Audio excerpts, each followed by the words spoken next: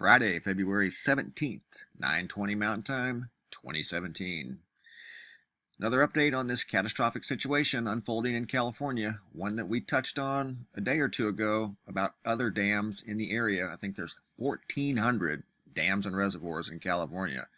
So you know others are going to be tested, not just Oroville, and sure enough, it's already starting.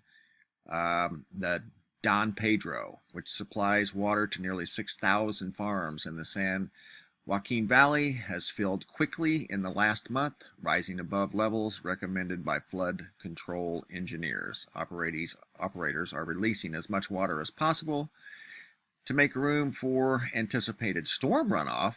The lake level is hovering around 826 feet, close to the 830-foot maximum. It's full, guys. It's filling up. It's right here, and you can see the river that is associated with this is the Tuolumne River. And let me show you what that river is currently doing. Right now, it is almost at flood stage. This is the latest information you can get on that river. Right here, it is less than a half an inch from being at full-fledged flood stage. So that's the river associated with the Don Pedro. And the last time it happened was right here.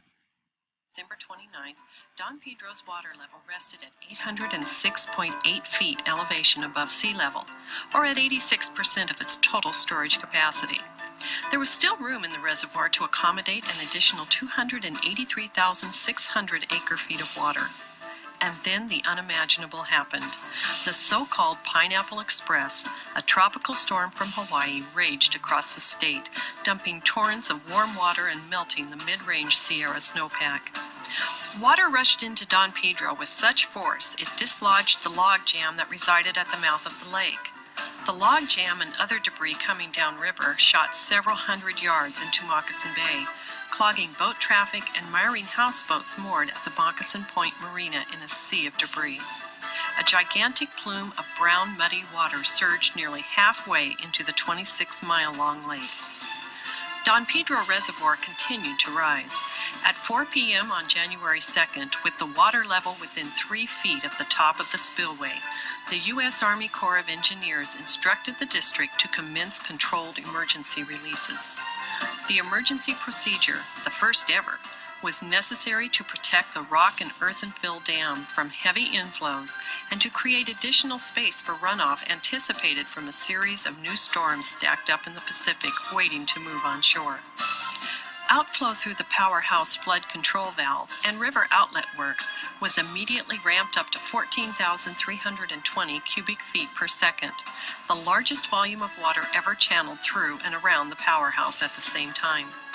The stepped-up releases also were designed to help maintain a clear channel in the river when tons of earth, gravel, trees, and other debris entered the canyon after the spillway gates were opened under emergency conditions for the first time in the reservoir's 26 years of existence.